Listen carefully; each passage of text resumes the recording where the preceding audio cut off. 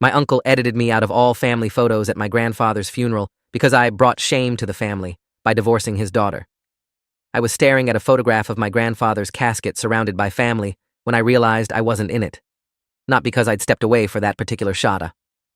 I was standing right there when it was taken, third from the left, between my cousin and my aunt. But in the framed print being passed around the reception hall, I'd been seamlessly removed. My cousin now stood impossibly close to my aunt, the background slightly blurred where my body should have been. My hands went cold. I grabbed another photo from the memorial table. Same thing. Then another. In every single photograph from the funeral, the wake, even the family dinner the night before, I'd been erased. Photoshopped out like I'd never existed. I was holding a picture of myself giving the eulogy, except it just showed an empty podium with my grandfather's portrait beside it. My voice was probably still on the video recording, disembodied, coming from nowhere. I felt my breath catch in my chest, that specific sensation when reality tilts and you can't quite process what you're seeing. Around me, relatives I'd known my entire life were chatting, laughing softly, sharing memories. None of them seemed to notice. Or maybe they did notice, and that was worse. I'd been married to Rebecca for 6 years when everything fell apart, but the cracks started long before I filed the papers. We met in college. She was studying art history, I was in engineering, and for the first few years, it worked. Her family embraced me immediately. Her father, my now former uncle-in-law Gerald Thorne, owned a successful commercial real estate firm in Denver, and he treated me like the son he never had. He got me a job at his company doing property assessments, invited me to golf weekends, included me in family investments. I thought I'd married into the kind of family I'd always wanted. Close-knit, successful, supportive. My own parents had died in a car accident when I was 19, and my grandfather had raised me from that point forward. So when the Thornes welcomed me, it felt like I'd finally found solid ground again. Rebecca and I bought a house in Cherry Creek with help from her father. We talked about kids. We planned vacations to Italy and Thailand. On paper, everything looked perfect. But Rebecca started changing around year 4. She became distant, critical, obsessed with appearances. Every conversation turned into a comparison with her friends' husbands, their homes, their cars, their lives. The breaking point came when I discovered she'd opened 3 credit cards in my name and maxed them out. $47,000 in debt I knew nothing about. Designer clothes, spa weekends, jewelry she hid from me. When I confronted her, she didn't apologize. She said I was financially controlling for questioning her spending, that I was emotionally unavailable, that I didn't understand the pressure she was under to maintain a certain lifestyle. Her lifestyle, the one her father's money had built. I suggested counseling. She refused. I suggested financial planning. She called me cheap. I asked what she actually wanted from our marriage. She looked at me like I was stupid and said, more. Just that. More. I filed for divorce 3 weeks later, and that's when the Thorne family machinery activated. Gerald called me into his office and told me I was making a catastrophic mistake. He offered me $25,000 to stay married to his daughter for another year, to work things out properly. When I refused, his expression went from paternal to arctic in seconds. He told me I was throwing away my career, my reputation, and my place in a family that matters. I walked out. 2 days later, I was fired from his company for performance issues that didn't exist. Rebecca's mother started a whisper campaign through their social circle, painting me as controlling, abusive, mentally unstable. The divorce proceedings were brutal. Rebecca hired Dwight Kellerman, an attorney known for scorched earth tactics in high-net-worth divorces, and they came after me for spousal support, half the house that her father had helped us buy, and compensation for emotional damages from my alleged abuse. I had to hire a forensic accountant to prove the credit card fraud. I had to provide phone records, emails, text messages, to demonstrate I'd never been controlling or abusive or just a husband who'd discovered his wife was financially destroying him. Judge Patricia Brennan, a 32-year veteran of Denver Family Court, saw through the fiction. She ruled in my favor on virtually every point, dismissed the abuse allegations as unsupported and apparently strategic, ordered Rebecca to pay back half the fraudulent debt, and gave me the house. The Thornes were furious. Gerald tried to appeal. It went nowhere. The divorce was finalized on May 14th, 2023. I thought that was the end of it. I changed jobs, moved to a different neighborhood, started rebuilding my life. I stayed in touch with my grandfather, who lived in Colorado Springs, about 90 minutes south. He'd always liked Rebecca, but never pressured me about the divorce. He just asked if I was okay, told me he was proud of me for standing up for myself, and invited me to dinner every few weeks. My grandfather, Edward Callahan, died on October 3rd, 2024, at age 86. Cardiac arrest in his sleep. Peaceful, according to the coroner. I was devastated. He'd been my anchor since my parents died, the one person who never judged, never demanded, never manipulated, just loved me. The funeral was scheduled for October 8th at Sacred Heart Church, with a reception afterward at the Pines Event Center. I drove down the morning of the service, wearing the navy suit my grandfather had bought me for my college graduation. The church was packed. He'd been a veteran, a longtime Rotary Club member, active in his parish.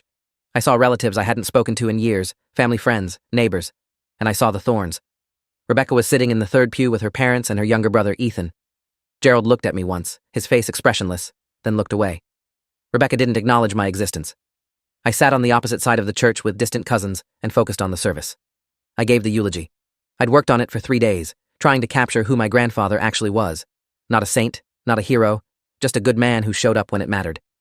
My voice cracked twice. People cried. Afterward, several relatives hugged me, told me it was beautiful, told me Edward would have loved it. At the reception, I noticed Gerald standing near the photo memorial table, talking quietly with a younger man I didn't recognize. The man had a professional camera bag slung over his shoulder and was showing Gerald something on a laptop. I thought maybe he was the photographer they'd hired to document the service. People were taking photos throughout the reception. Family groupings, candid shots, pictures with my grandfather's portrait. I was in dozens of them. I stood with my Aunt Linda and her kids. I posed with my second cousins from Durango. I was photographed shaking hands with Father Dominic, the priest who'd performed the service. A woman with a Nikon kept directing people into arrangements, making sure everyone was included. At one point, she specifically asked me to stand closer to the center for a large family group shot. I remember that clearly because she said, "You gave such a moving eulogy, Al. We want you front and center." I stood there, surrounded by probably 30 relatives, and smiled despite everything. My grandfather would have wanted that. Unity. Family. Even if half the people in that photo secretly agreed with the Thorns that I was the villain in Rebecca's story. I stayed until the reception ended around 6 p.m., helped fold chairs, threw away paper plates, thanked the event coordinator. I drove home feeling hollowed out but also relieved. I'd honored my grandfather. I'd maintained my dignity. I'd shown the Thorns that their disapproval couldn't touch me anymore. I was wrong. 3 days after the funeral, my Aunt Linda called. She lived in Boulder, worked as a public school principal, and had always been kind to me throughout the divorce. Her voice was tense. She said, "I need to ask you something, and I need you to be honest. Did you leave the funeral early? Like, before the family photos?" I told her no. I was there until the end. I was in probably 20 different photos. She went quiet for a moment, then said, "That's what I thought. Listen, Gerald posted the memorial album on the family Facebook page last night. You're not in any of the pictures. Not one. At first, I thought maybe you'd just been out of frame, but then I looked closer and it's obvious. You've been edited out." I pulled up Facebook on my laptop while she was talking. Sure enough, Gerald had created a digital album titled Celebrating Edward Callahan, A Life Well Lived. 63 photos. I clicked through them methodically, my stomach tightening with each image. In the group shot where I'd been front and center, I was gone. The woman who'd been standing to my left was now awkwardly close to the man on my right, and the background pattern didn't quite match. In the photo of me giving the eulogy, the podium was empty, just my grandfather's portrait on an easel beside it, and a microphone pointed at nothing. In the candid shot of me talking with Father Dominic, the priest was now photographed alone, mid-gesture, as if talking to air. My cousin Jenna later told me that one looked especially creepy. Every photograph had been doctored. Some were subtle, a blurred edge where my shoulder had been, a slightly warped perspective where the background had been stretched to fill the space I'd occupied. Others were blatant. In one shot, my Aunt Linda appeared to have 3 hands because the editor hadn't properly removed my arm from where it had been draped around her shoulder. The comment section was full of relatives praising Gerald for putting together such a beautiful tribute, thanking him for his hard work, sharing their favorite memories. No one mentioned the obvious editing. No one asked where I was. I sat staring at the screen, my hands shaking, feeling something I hadn't felt since the worst days of the divorce, that nauseating combination of rage and helplessness. This wasn't just petty spite. This was calculated erasure. Gerald had hired someone to systematically remove me from my own grandfather's funeral, then distributed the edited photos as the official record. I called Gerald's cell. It went to voicemail. I called his office. His assistant, Natalie, told me he was unavailable and asked if I wanted to leave a message. I said, "Tell him I know what he did to the funeral photos, and he needs to call me back immediately." She paused, then said in a carefully neutral voice, "I'll pass that along." He didn't call back. I tried Rebecca. Blocked. I tried Ethan, her brother. He answered, listened to me explain what I'd discovered, and said flatly, "You brought shame to this family. You divorced my sister and dragged her through court. You humiliated her in front of everyone who matters. Did you really think there wouldn't be consequences?" I asked what the funeral photos had to do with any of that. He said, "You don't get to be part of this family anymore. Not in life, not in pictures, not in memory. Dad made that clear." Then he hung up. I sat in my kitchen, staring at my phone, trying to process the sheer vindictiveness of it. This wasn't about protecting Rebecca. This was about control, about punishing me for refusing to stay in line, for refusing Gerald's money, for winning in court. About erasing me so thoroughly that future generations would look at those photos and never know I existed. I thought about my grandfather, who'd loved me unconditionally, and how Gerald had stolen even that, rewriting history so it looked like I hadn't been there to honor him. I contacted an attorney the next morning. His name was Russell Haynes, a guy I'd worked with during the divorce who specialized in defamation and family law. I explained the situation, sent him screenshots of the edited photos, asked if I had any legal recourse. He looked through everything and called me back within 2 hours. I've seen petty family behavior, but this is a different level, he said. The problem is, it's not technically illegal. Photoshopping you out of pictures and posting them online, it's shitty. But it's not defamation unless he's making false statements about you. And it's not harassment unless he's directly contacting you with threatening or abusive messages. It's a gray area. I asked if I could sue for emotional distress or something. He sighed. You could try, but judges don't typically award damages for hurt feelings, especially in family disputes. And Gerald has money for a long legal fight. You'd be looking at $30,000 minimum in legal fees just to make him take the photos down, and there's no guarantee you'd win. I felt the frustration building. So he just gets away with it? Russell's voice softened. I'm not saying that. I'm saying the legal system isn't set up to handle this kind of psychological warfare. But there might be another angle. Did your grandfather leave a will? I told him yes, he'd left me a portion of his estate. It's about $85,000 in savings bonds and some personal items. Russell asked if Gerald was the executor. I said yes, my grandfather had named him years ago, back when Gerald and I were still on good terms. That's your leverage, Russell said.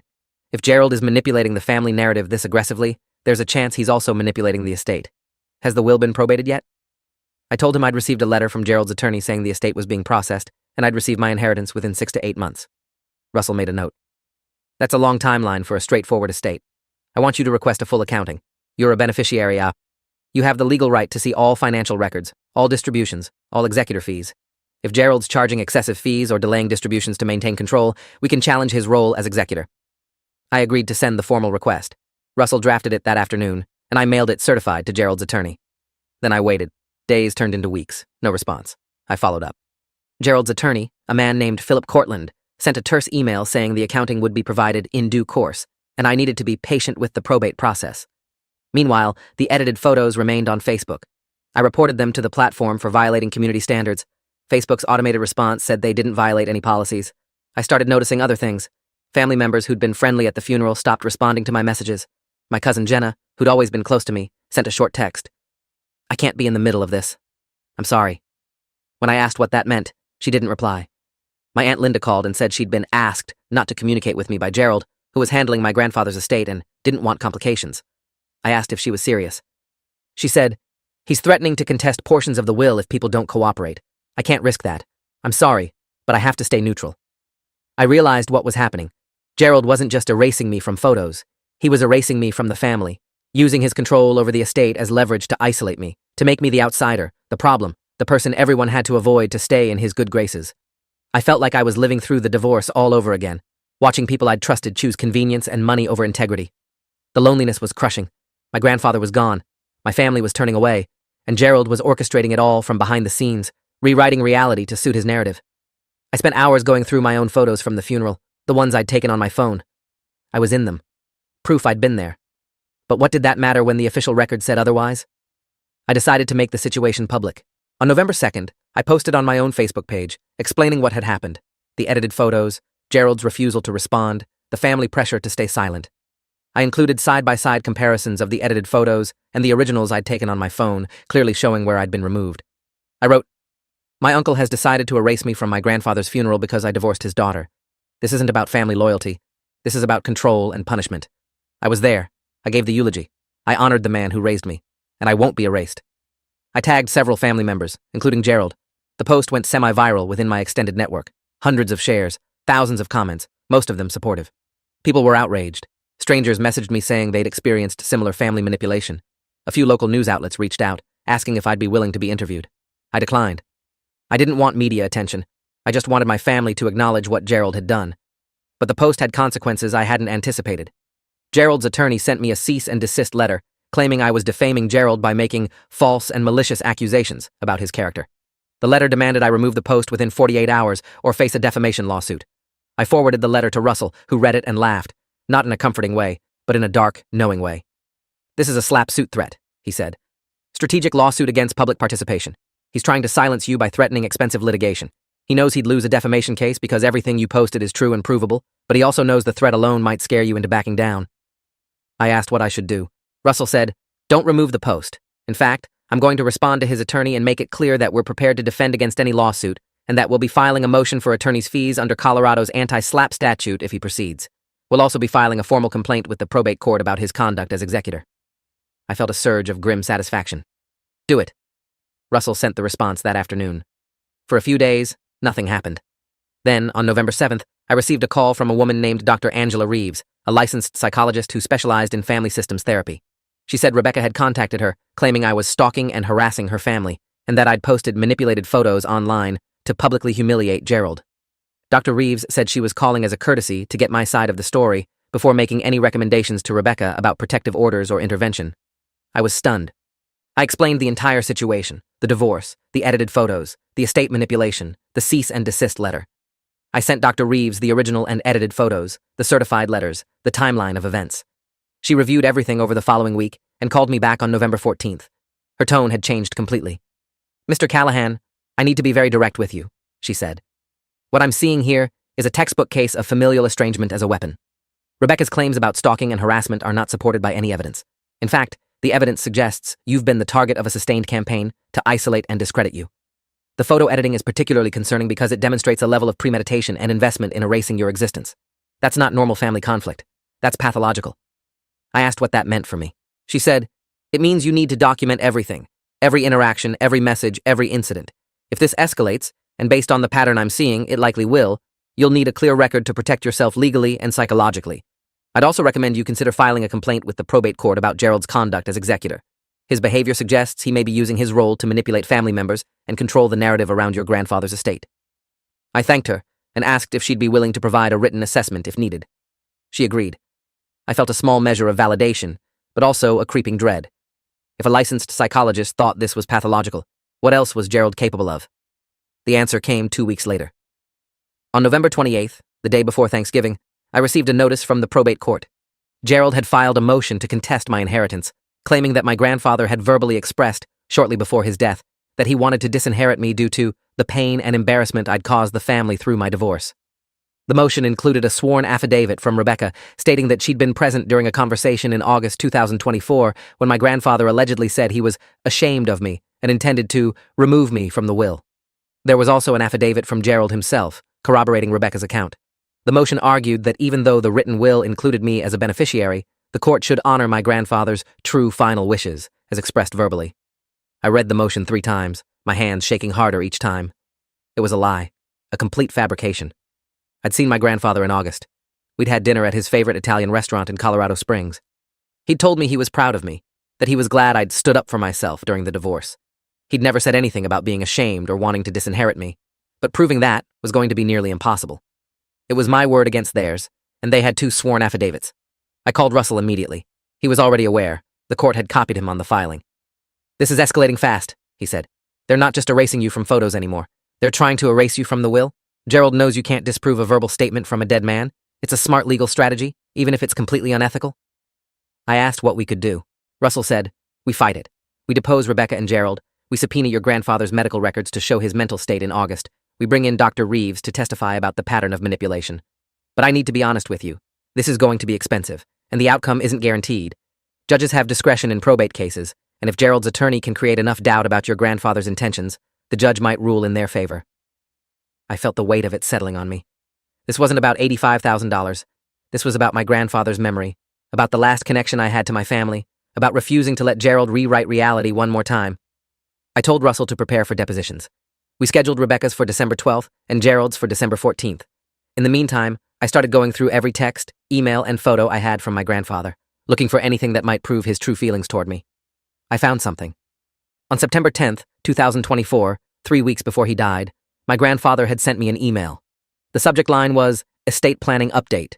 I'd skimmed it at the time, not thinking much of it, but now I read it carefully. He wrote, "Just wanted to let you know I met with my attorney last week to review the will. Everything is in order. You, Linda, and a few others are set as beneficiaries, and I've made it clear that Gerald's role as executor is administrative only. He's not to contest or alter any distributions. I trust him to follow my wishes, but I wanted you to know that my wishes are firm and documented. You've been a good grandson, and I'm proud of the man you've become. Don't let anyone tell you otherwise." I stared at that last sentence. Don't let anyone tell you otherwise. Had he known? Had he suspected that Gerald might try something like this after he was gone? I forwarded the email to Russell immediately. He called back within minutes, his voice animated. This is huge. This is dated less than a month before your grandfather's death, and it directly contradicts their claim that he wanted to disinherit you. It also establishes that he specifically instructed Gerald not to contest distributions. We can use this to argue that Gerald is violating his fiduciary duty as executor. I'm filing a motion to remove him from that role and appoint an independent administrator. The next few weeks were a blur of legal filings, court hearings, and depositions. Rebecca's deposition was on December 12th, held at Philip Cortland's law office in downtown Denver. She walked in wearing a black Armani suit, her hair perfectly styled, her expression cold. Russell questioned her methodically, asking her to describe in detail the alleged conversation in August, where my grandfather supposedly said he was ashamed of me. She claimed it happened on August 22nd at my grandfather's house. She said she'd stopped by to drop off some groceries. She liked to check on him every few weeks, and found him sitting in his living room, looking at old family photos. She said he pointed to a picture of me and said, "It breaks my heart what he did to you. I'm embarrassed to call him my grandson. I've been thinking about changing my will." Russell asked if anyone else was present. She said no. He asked if she'd told anyone about this conversation at the time. She hesitated, then said she'd mentioned it to her father, but no one else. Russell asked why she hadn't mentioned it to me, or to my grandfather's attorney, or to anyone else in the family. She said it wasn't her place to share private conversations. Russell then pulled out my grandfather's calendar. I'd found it among his personal effects, and it showed every appointment and visitor for the months before his death. On August 22nd, my grandfather had a dentist appointment in the morning and a Rotary Club meeting in the afternoon. There was no notation of Rebecca visiting. Russell asked her to explain the discrepancy. She stammered, said she must have misremembered the date. He pressed her. Could it have been a different day? She said maybe August 29th. He showed her the calendar again. August 29th. My grandfather was in the hospital overnight for observation after a minor fall. Rebecca's face flushed. She said she must be confusing it with another time, that it was hard to remember exact dates. Russell asked, "Is it possible this conversation never happened?" She snapped, "I know what I heard." He let the silence hang, then asked, "Miss Thorne, did your father ask you to provide this affidavit?" She hesitated. Her attorney interjected, instructing her not to answer. But the damage was done. The hesitation was enough. Gerald's deposition 2 days later was even more contentious. He walked in radiating confidence, a man used to controlling rooms. Russell asked him to describe the alleged conversation where my grandfather expressed shame about me. Gerald's account was almost identical to Rebecca's. Same general time frame, same setting, same words. Russell asked if he'd been present during the conversation Rebecca described. Gerald said no, but she'd told him about it immediately afterward. Russell asked why he hadn't mentioned this to anyone before filing the motion to contest the will. Gerald said he'd been respecting my father-in-law's privacy and only came forward when he realized it was his duty as executor to honor Edward's true wishes. Russell then presented my grandfather's email from September 10th, the one explicitly stating that his wishes were firm and documented, and that Gerald was not to contest distributions. Gerald's expression flickered. He said the email didn't reflect my grandfather's later change of heart. Russell asked, when exactly did this change of heart occur? Gerald said sometime in late September, after Rebecca's visit. Russell asked if there was any documentation of this, any emails, any updated legal documents, any witnesses. Gerald said no, but Edward told me personally. Russell asked when. Gerald said he couldn't remember the exact date. Russell showed him my grandfather's phone records, which I'd obtained through the estate. There were no calls between Gerald and my grandfather in September. Gerald claimed it must have been an in-person conversation. Russell asked where. Gerald said at Edward's house. Russell asked when. Gerald said he'd have to check his calendar. The deposition ended with Gerald visibly irritated, his attorney trying to shut down further questioning. Russell filed a supplemental motion that evening, attaching the deposition transcripts and arguing that Rebecca and Gerald had committed perjury. He also filed a motion to remove Gerald as executor based on breach of fiduciary duty and evidence of estate manipulation. The probate hearing was scheduled for January 9, 2025, just over 3 months after my grandfather's death. Judge Kenneth Stafford, a 63-year-old jurist known for his no-nonsense approach to estate disputes, presided. Russell presented our case methodically. The email from my grandfather explicitly protecting my inheritance, the inconsistencies in Rebecca and Gerald's depositions, the phone records and calendar proving their timeline didn't match reality, and Dr. Reeves's assessment of the broader pattern of manipulation and erasure. Philip Cortland argued that the email was generic estate planning communication and didn't preclude a later change of heart. He argued that Rebecca and Gerald's accounts were substantially consistent and reflected Edward's genuine feelings. He tried to paint me as a bitter ex-husband using the legal system to harass his former in-laws. Judge Stafford listened to both sides, reviewed the evidence, and asked pointed questions. He asked Cortland to explain why my grandfather would send an email in September explicitly protecting my inheritance if he'd already expressed a desire to disinherit me in August. Cortland said the timing might be confused. Judge Stafford asked how two people could confuse dates in nearly identical ways. Cortland had no good answer. The judge asked Russell if he had any evidence that Gerald had financially benefited from his role as executor beyond standard fees. Russell presented records showing Gerald had charged the estate $18,000 in executor fees, triple the typical amount for an estate of this size, and had delayed distributions to other beneficiaries while prioritizing payments to his own business expenses. Judge Stafford's ruling came down on January 15th. He denied Gerald's motion to contest my inheritance, finding that the evidence does not support the claim that Edward Callahan intended to disinherit his grandson, and the inconsistencies in the respondent's testimony raise serious questions about their credibility. He also removed Gerald as executor, citing breach of fiduciary duty, excessive fees, and evidence of personal animus affecting his ability to administer the estate impartially. He appointed a neutral third-party administrator, attorney Michelle Grayson, to oversee the remaining distribution process. The ruling included a scathing paragraph. The court finds particularly troubling the attempt to manipulate the probate process to serve personal vendettas. An executor's role is to honor the decedent's wishes, not to rewrite them. The respondent's conduct in this matter falls well below the standard expected of fiduciaries. I felt a wave of vindication reading those words, but the judge went further. He ordered Gerald to pay my attorney's fees, $24,000, and referred the matter to the Colorado Office of Attorney Regulation for investigation into whether Philip Cortland had knowingly presented false testimony. The order was made public record. Within days, local legal blogs picked up the story. The headline in one read, "Prominent Denver developer removed as estate executor after judge finds credibility issues." I thought that would be the end of it. I was wrong. On January 22nd, I received a message on Facebook from someone I didn't know, a woman named Caitlin Foster. She said she'd seen the news coverage about the probate case and needed to talk to me urgently. I was wary, but something in her message felt genuine. I agreed to meet her at a coffee shop in downtown Denver the next afternoon. She arrived carrying a folder full of documents, her expression nervous. She introduced herself as a former employee of Gerald's real estate company. She'd worked there as a junior accountant from 2019 to 2023. "I left because I couldn't stomach what I was seeing," she said. "But when I saw your case in the news, I realized I had information you needed." She explained that during her time at the company, she'd noticed irregularities in how Gerald handled family trusts and estates. He'd been named executor or trustee for multiple relatives over the years, and in several cases, he'd used his position to funnel estate money into his own business ventures, delay distributions to beneficiaries he didn't like, and charge excessive fees. "I brought it up to him once," she said. "He told me it was family business and I needed to stay in my lane. When I kept asking questions, he fired me. But I kept copies of everything."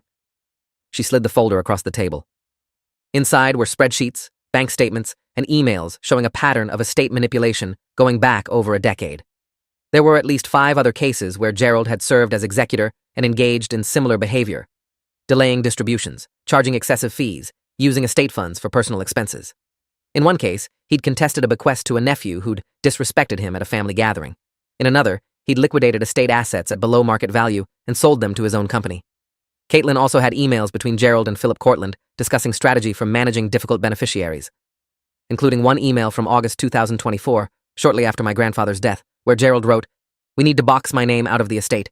He's already turned the family against Rebecca, and I won't let him profit from Edward's death. Find me an angle." I stared at that email, feeling sick. This wasn't about my grandfather's wishes. This had never been about my grandfather. Gerald had planned to contest my inheritance before my grandfather was even buried. Caitlin said she'd gone to the Colorado Attorney General's office with the documents months ago, but they'd told her they needed a formal complaint from an affected party to proceed. She asked if I'd be willing to file. I said yes immediately. We contacted Russell that evening. He reviewed the documents and whistled low. "This is conspiracy to commit fraud, breach of fiduciary duty, and possibly criminal misappropriation of estate funds. If even half of this holds up, Gerald's looking at disbarment for his attorney, civil penalties, and potential criminal charges." We filed a formal complaint with the Colorado Attorney General's office on January 30th, attaching Caitlin's documentation and requesting a full investigation into Gerald's conduct as a fiduciary in multiple estates. We also filed a separate civil suit on behalf of the other affected beneficiaries Caitlin had identified, seeking restitution and damages. The Attorney General's office opened an investigation on February 5th. A week later, a special investigator named Lawrence Dupont contacted me. He was a former FBI white-collar crime agent, now working as a consultant for the state. He spent 4 hours interviewing me, going through every detail of my case: the divorce, the funeral photos, the probate fight, the emails. He asked about Gerald's business practices, his relationships with other family members, his reputation in the real estate community. I told him everything I knew. Dupont said they were also interviewing the other beneficiaries Caitlin had identified and reviewing financial records from Gerald's company. "This is bigger than your case," he said. "We're looking at a pattern of fiduciary abuse spanning over a decade. If the evidence supports it, we'll be recommending criminal charges." I asked how long the investigation would take. He said at least 6 months, possibly longer. I settled in to wait. In the meantime, my inheritance was finally distributed. Michelle Grayson, the new court-appointed administrator, processed everything within 3 weeks of her appointment. I received the $85,000 in savings bonds, plus my grandfather's watch, his military medals, and a handwritten letter he'd left for me. The letter was dated September 12, 2024, 2 days after the email he'd sent. It read, "If you're reading this, I'm gone. I want you to know that you made me proud every single day.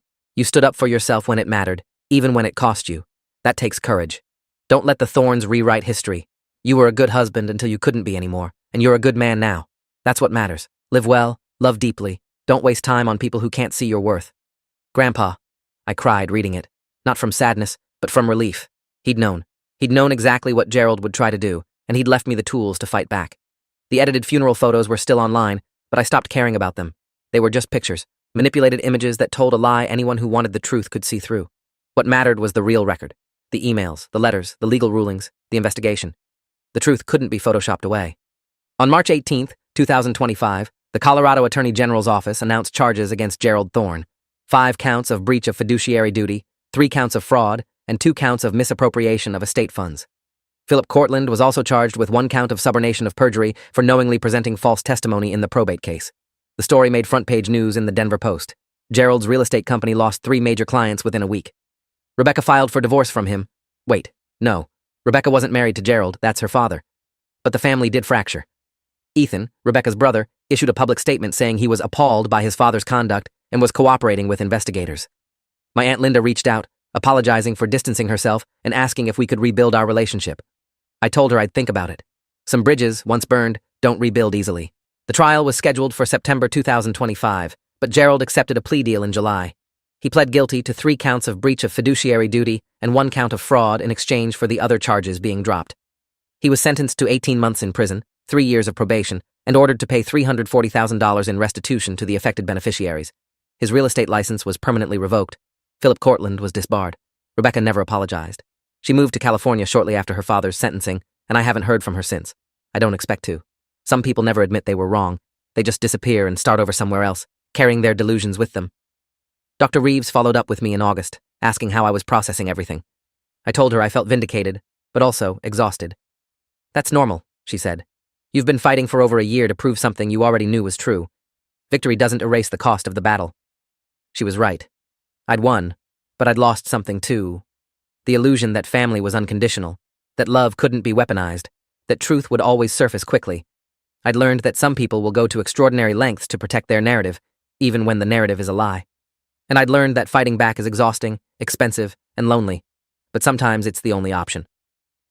On October 3, 2025, 1 year after my grandfather's death, I visited his grave. I brought flowers, sat on the grass beside the headstone, and told him everything that had happened. The edited photos, the probate fight, the investigation, the trial. I told him I'd used his letter and his email to prove the truth. I told him I'd made sure Gerald couldn't do to anyone else what he'd tried to do to me. And I told him I missed him, that I wished he were here to see how it all turned out, that I hoped, wherever he was proud. The sun was setting, casting long shadows across the cemetery.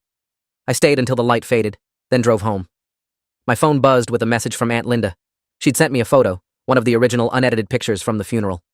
I was in it, standing beside my grandfather's casket, my hand on the polished wood, my head bowed. She'd captioned it, "This is the real story. This is who you are." I saved the photo and set it as my phone's lock screen. Not because I needed proof anymore, but because I wanted to remember.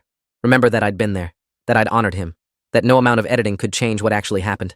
The truth was the truth, whether Gerald acknowledged it or not. And in the end, the truth was what survived. Gerald was in prison. His reputation was destroyed.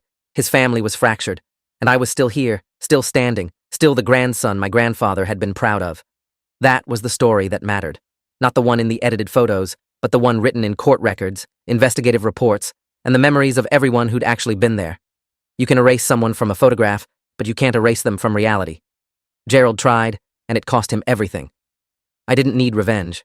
The truth was, revenge enough. If you enjoyed this, you'll definitely want to see the next ones too. So subscribe now and let me know your take in the comments.